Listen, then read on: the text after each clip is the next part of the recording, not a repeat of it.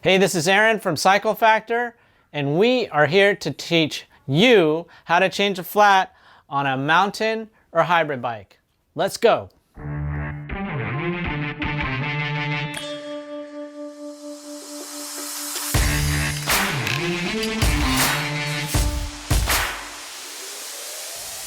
Here are the things that you'll need to replace your flat.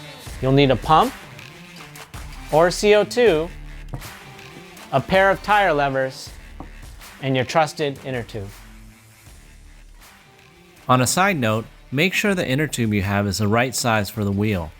A way you can check is by reading the numbers on the side of the tire. Road bikes are usually 700C or 650B. Mountain bikes or hybrid bikes are usually 26-inch, 27.5, or 29. First things first, what we want to do is we want to remove the wheel from the bike. If you don't know how to do that, click on this video. If you do, let's move on. So now that the wheel is off, the first thing we want to do is remove all the air from the wheel. And on the Schrader valve, what we want to do is we want to remove the valve cap. And what you'll see is a pin in the middle of the Schrader valve. You want to depress that pin and release all the air.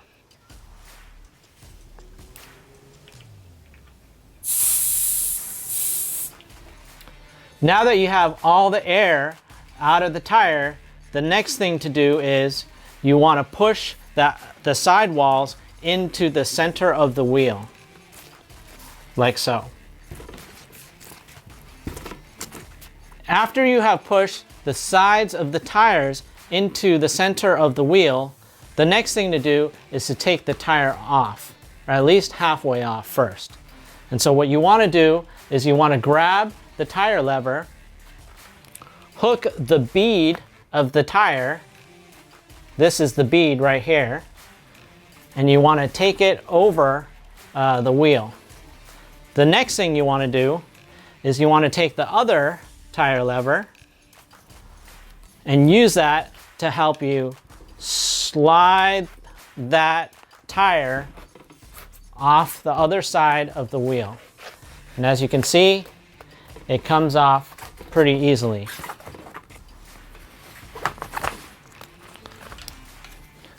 Now the tire is halfway off. After the tire is halfway off, the next thing you want to do is you want to remove the inner tube. So you can grab it from inside the well of the tire. Just remove it all the way.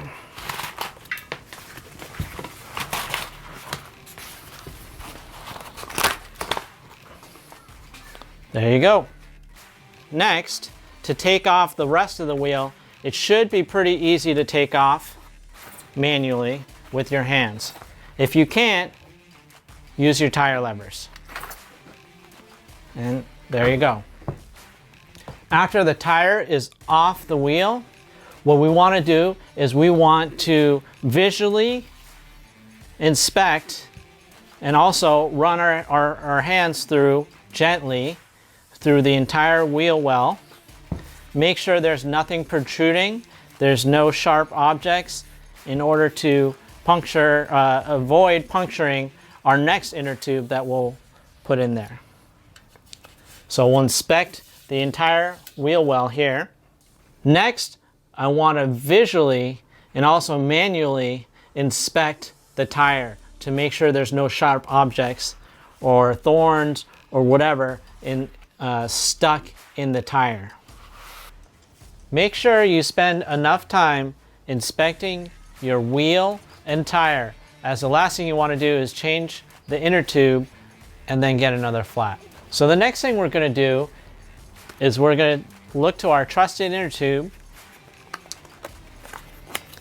and replace the inner tube on our flat. Again, what you want to do is you want to take the Schrader valve cap off, and you just want to partially inflate this so it takes its shape. So we're going to do that now.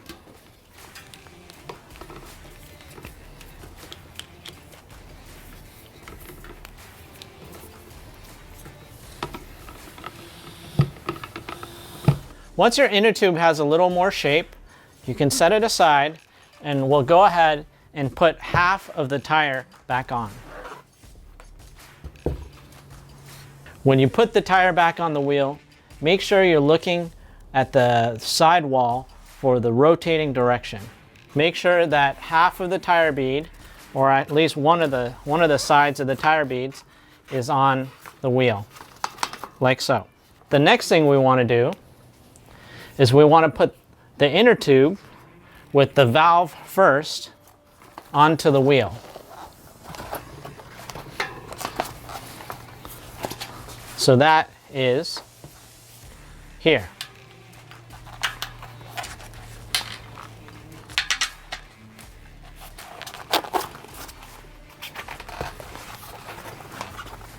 Next, we want to make sure we put the inner tube and wrap it around in the tire well.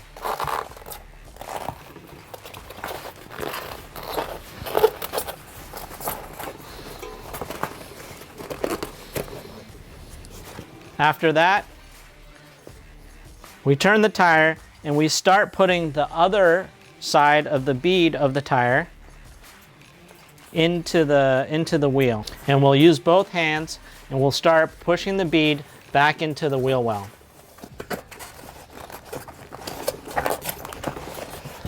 If you're having a little tough time putting the tire back in, use the tire levers.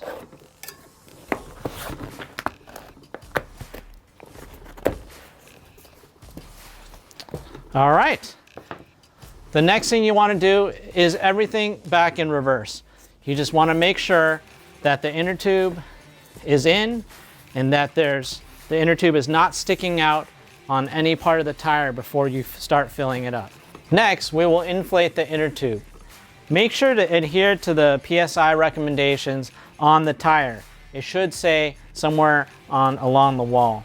This one says between 40 and 60 PSI, so I'll probably do around 50 PSI. Once you have inflated your tire to the recommended PSI, you can go ahead and take out the pump, put the valve cap back on, and you're ready to go.